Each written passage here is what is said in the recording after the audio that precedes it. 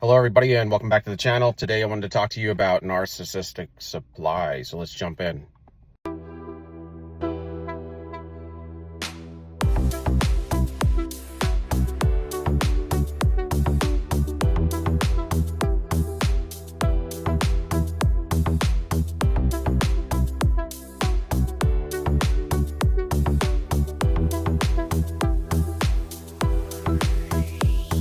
So narcissistic supply, there's different types of fuel out there, and what they call us as objects. So there's different objects out there because we're not individuals, we're not humanity to them. We're just a piece of furniture or some tool in their shed to perform some activity for them that solves their need. And you can solve many needs for a narcissist, and that's all that you are to them. That's why they don't care how they treat you. They don't care how many times they have to lie to you, as long as they can keep you on the line as long as they can. And then when the lies unravel and they can't keep it together anymore because you've woken up to their nonsense bag of tricks, their little games that they play, it turns into a smear campaign. You start to hear from other people about how they've got some wild stories that have been told to them about you, and you're just shaking your head flabbergasted at some of the stuff that you will hear. And you'll come to find out that it's called the smear campaign and the character assassination of who you are. Usually they take from you all of your essence, and when you're new to this, you don't really understand exactly what's going on. You just know when they leave you like a hollow shell of an individual, and really you have flipped complete energies with them, and for a time you feel like they do on a regular basis, because they have taken all of your life force away from you and they have filled you with their demonic energy, unbeknownst to you, while you were trying to help them and cultivate some form of relationship, only to find out the collaboration y'all two had together was nothing but a lie and a theft of your life force to use you completely, utterly, all the way down to the ground, and to walk away and to leave nothing behind them except a pathway of destruction. It's almost like after you may see a city before a tornado, and then after, all you see is the first responders who have carved out a little pathway through all the devastation of what once was a town or city. And that's what you look like. That's the before and after. The town or the city before, only defined when you turn around and look at what you're lying in and amongst, is a city that has been devastated from some natural disaster, and that is you. The movement of these guys is very insidious, but it's quick. So it's slowly implemented. But within a 6-month period or a 3-month period, you will find that you will have just about trashed up your whole life. To make things worse, you have no vitality to go on, no hope, no faith, nothing, no joy, no peace. You're left with all of their feelings and desires, which were a lot of just disgust, shame, grief, depression, anxiety, paranoia. Your whole world has been flipped upside down, and they don't care, and they just move on like it's just any old day. In fact, they feel great because they have just stolen all of your goods, spiritually, mentally, even the energy that physically affects you. They look for highly empathetic light workers to continue to cycle with them, to put them down, to suck them dry, and to come back for as many cycles as they can, convince you that they've changed. But what happens, people like that are often hard to find. They don't come around very often. They're not too many genuine people out here anymore. And when you wake up to this, you may not know it at the time, but when you wake up to narcissism and you take those rose-colored glasses off and look at things for what they are in the reality after you wake to narcissism, you find that there truly aren't that many people with the thoughts and the mindsets that we have.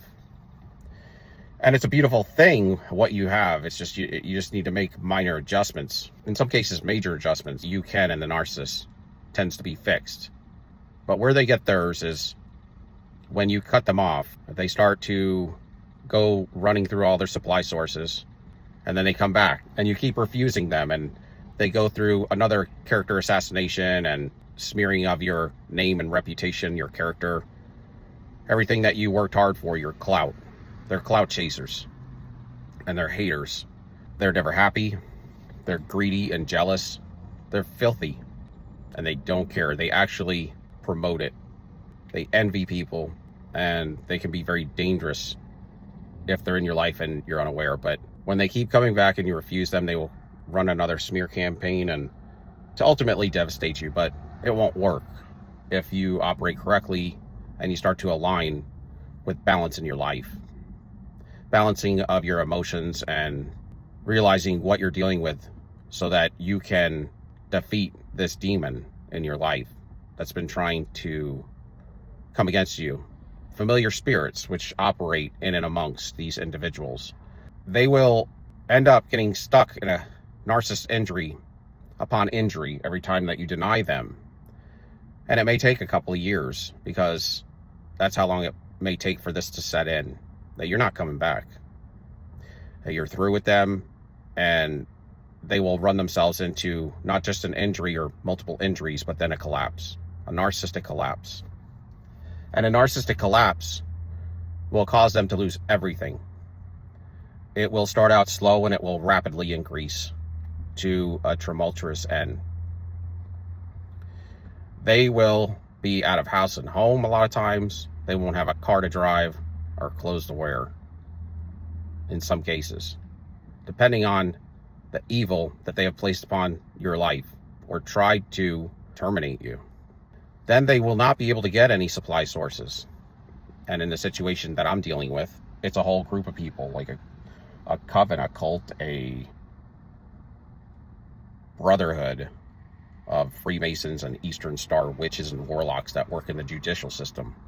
There's like a judge running my case, a female judge, but it's a male, transgender, who's in a relationship with one of the law officials that's running my case. My ex, and then her husband, who is also some sort of law official, an attorney. And they can't get supply anymore. And what they do to each other is they do these weird sex acts, and they'll record them. So they'll have them as blackmail, because they're all dealing with partners, and they do all kind of weird orgies and stuff, and they'll record them, or they'll be recorded unbeknownst to them, and they'll use them for blackmail so that they can control individuals. And a lot of times they're like same sex acts and things like that they will use to bribe individuals that want to get out, because these individuals will be embarrassed, but they'll be in law positions, MDs, pharmacists, nurses, judges, lawyers, and in my case, all of those are involved. People that work at the bank, people that run inheritances and trust cases. They'll find ways to keep these cases under wraps, so they know the law, y'all. So they will say somebody has some kind of mental issue or some violence issue or whatever, and they'll try to keep the thing under wraps, because certain cases have to be privatized, so they won't draw more violent attention or mental health attention. And so they manipulate these laws that are out for supposedly the just, and they use them against the just to steal out from under them inheritances and trust, forms of trust that were left to you.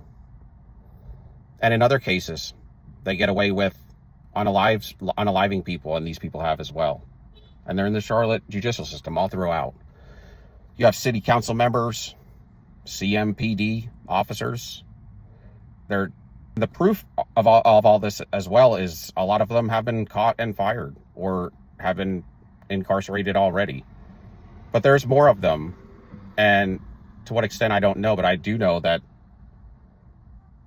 the judge in the case that's supposed to be residing over this inheritance case is in on it, and she is the piece to this couple, one of which is a lawyer and the other one that works in the judicial system, or they're both lawyers.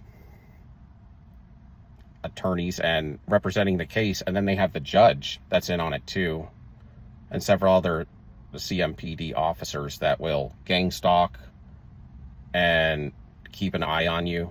They have FBI, at least one FBI. The grandfather is involved. He's high in the FBI or something, controls something to do with the mail. So they are able to retrieve my mail when I get any kind of important adjudication. And it's all happening covertly, but a lot of people know about it down there. But my point is the Lord's breaking them all down, because I've sent all these death spells out, but they're not affecting me because I'm covered, I'm protected. And I know there's a couple of people out there that are undercover, and they're working for the just in this situation. So it's all going to come out in the wash. But what's funny is now they're out of sources of supply, the whole coven. And they're getting sick, and that witchcraft is coming back. It's backfiring on them. That's what it does. Because everything has laws and rules built into the foundation of this world. Even evil. God has placed rules on how evil can work and what it legally. You know, we always talked about in church that you can give a demon some sort of legality to your spirit if you're not careful. An open door. So there's just a little proof that God doesn't allow evil to just run amok. He has rules placed into it. And there's certain things, even in witchcraft and cases where even these practitioners know it's not allowed, or you're not supposed to do that, or you're abusing the evil that would be illegally or in the legalities of the foundations of the world's laws, or the universal law would possibly, it would be somewhat allowed. And they've even gone against those. They've either forced people or paid people and pushed things through. That's what these guys do. Because when they don't have the power or it's refused to them, they'll find a way anyway. But this stuff starts to backfire because they pushed even witchcraft through that they're not supposed to, because they don't have legal rights.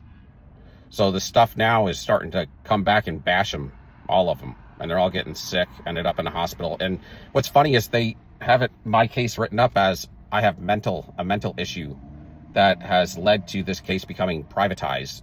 So it's been hard to get information. But what's funny is I've never had mental issues. I'm completely sane. And these guys have been in and out of psych wards ever since this case has begun. Because once I awoke to what was going on, they started freaking out, and they don't have supply sources. And this is to all them, you know, what happens is you get gray and ashen. You start to smell. And from what I'm hearing is they're wearing a lot of perfumes and colognes to cover up all these smells that are coming off their body they can't get rid of. These mildews and sulfuric smells and all these infections that they can't get rid of. A lot of times they have diagnoses that will be idiopathic, and the nature of it is undetermined because it's something that can't be pinpointed. All they can tell them is you have something that is taking you out. And for these individuals, they're turning gray and ashen. It doesn't matter how much lotion they put on them. They're getting sick, having breathing issues, throat problems, abdominal issues, and they're getting taken out slowly but surely, because when you go against a chosen light worker who never meant any harm but to help and to heal you, to help you to try to understand and to show love and nothing but love, because that's what we do, y'all. These individuals, they still don't care. They don't feel your love. They just take your love and they switch it up in their little evil factory of witchcraft, and they spin it around and take your energy and will put you down with your own fuel. So the best thing you could do with a narcissist is run. Run, y'all, and don't look back. If you can get away, but a lot of times that won't work either, and you gotta stand your ground. And so they pissed me off enough, and were so determined to take me down that I decided to fight back. And I'm glad I did.